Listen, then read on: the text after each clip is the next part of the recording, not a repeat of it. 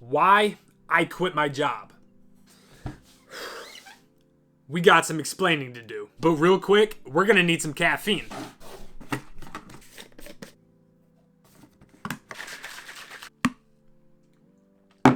I'm assuming most of you guys came from TikTok or Instagram where I threw up a Q&A, so let's jump into it. So first things first, how did I get started? If you guys don't already know, I've worked in the supplement industry for about the last 6 to 7 years, but for the last 3.5 years, I've worked at an independent store where I managed our location and I also created content for. And then at the beginning of this year, I downloaded TikTok for the first time, which is very weird, but I started making videos on literally anything just because I like talking and I like making content. Lifestyle, workouts, making smoothies, you name it. And then I started making content on supplements, which turned out to be what I was best at. The video started getting views, people were engaging with it, I was answering a lot of questions, the followers started coming in, and I was just having a lot of fun doing it. And then one thing led to another, and that's pretty much where we're at now. Which leads to the second question, story time of how/why I quit my job. I'm gonna try to make this as simple and sweet as possible. As you guys know, I managed a supplement store for the last few years, but I started making videos on supplements as well. At one point, I was deemed a conflict of interest because I was doing the same thing on my own as a hobby as what I was doing professionally as my day job, which our owners did not like, but at the same time, I was helping promote the store as well. And this whole situation kind of went back and forth over the last couple months, where I was then presented with an ultimatum of either stepping up and doing social media full-time for my job, which I would have to forfeit my personal social media, or invest in myself, go all in, and try to take over with this. And this decision was not easy by any means. It took a lot of time to come to peace with giving up either my job or what I love to do. But I had to decide with what I love to do, creating content, talking to people, talking about the things that I love, and genuinely just being happy. And I kept thinking about this quote, what if things turned out better than you could have ever imagined? And I didn't want to give up on everything that I've created so far and have to imagine what if. And now on to the next question, can you one sip taste test something? Of course. I've been wanting to bust this guy open, which is high power Mexican candy pre-workout. So let's go ahead, tear right into it. Smells good, but I got a feeling it's gonna be spicy. It's definitely a take on watermelon. I don't know if it's like a very light spice or a little saltiness, like a salted watermelon. But overall, I'm a fan of it.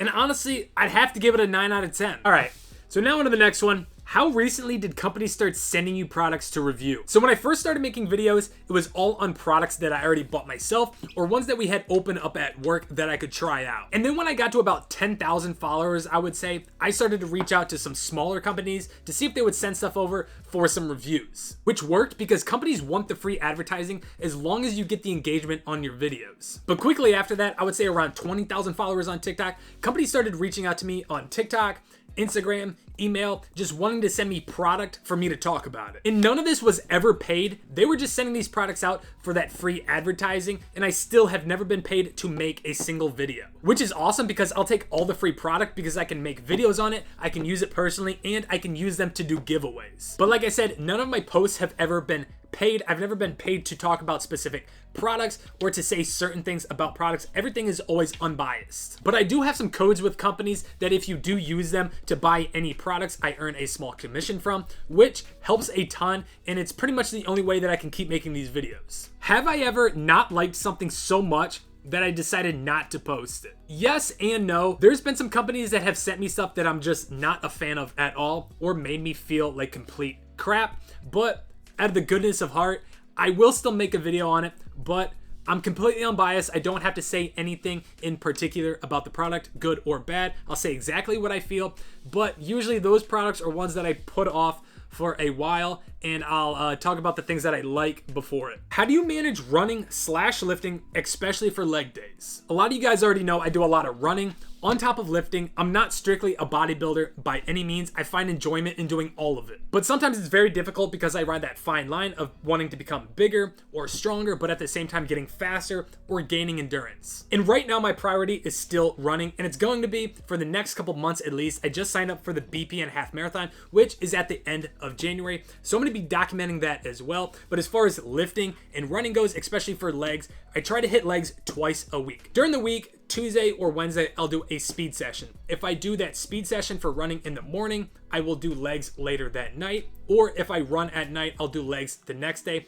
And then the other leg session, so the second one of the week, will usually be either Saturday or Sunday following a long run. And now on to my current top 5 pre-workouts. First up, we have Rect. This thing is so hard to beat right now. As far as energy, pump, focus, and just overall value goes, this guy is still at the top of my list. Next, we have Epitome from Nutra Innovations. This one is simple, but it's clinically dosed in every category: energy, pump, and focus, and they absolutely nail the flavors. And then we have Gorilla Mode. It's not the craziest energy pre-workout. It's definitely still high stim when you're doing the full 2 scoops, but the pump is absolutely ridiculous and the focus is super smooth.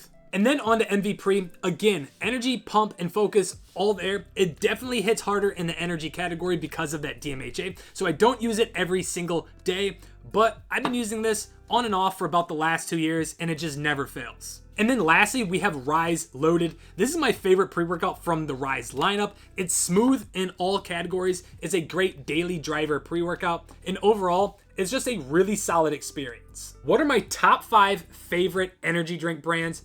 This one's gonna be pretty easy. We have Ghost, C4 pre-made cans, 3D, Monster Ultra, and then lastly, I'm gonna have to go with Raze. What does my daily supplement stack look like? So as far as my daily stack goes, there's 5 products that I take every single day. We start off with Huge Multi, which is just a multivitamin. Vital, which is a cardiovascular support product, which I use specifically to help with running. Cordyceps mushrooms to help with performance, and then also turmeric to help with joint support. And then lastly, Annihilate to help increase protein synthesis and help preserve as much muscle as possible with all the running that I do. And then as far as pre-workout, aminos, intro workouts, protein, all that type of stuff, it all really depends on what specific workouts I'm doing, lifting, running, what kind of lifts, what kind of runs, and then also what I'm testing. So that stuff is always different. And now lastly, what are my current goals? My current goals, especially with content, are first to keep helping you guys, answering you, making videos, explaining things to my best ability, and then also keep growing. Obviously, that's always the goal, to keep growing. TikTok, Instagram, and now YouTube. Especially here, I love doing the longer form type content. And of course, to just keep having fun with it. And as far as physical goals go, running is still my priority, especially half marathon training, which is about to start up in a few weeks for the end of January, the BPN half marathon, but also to keep getting stronger, keep chasing aesthetic goals, and again, just having fun with it. Well, hopefully that explains at least something for you guys. I know there's a lot going on right now and just starting YouTube back up, but there was a lot of questions. That was about 10 of them. Maybe we do another Q&A soon, but let me know what you guys think. Let me know if you have any specific questions. Reach out to me. Feel free. I try to get back to every single person, but that's about it for right now. So I'll talk to you guys later.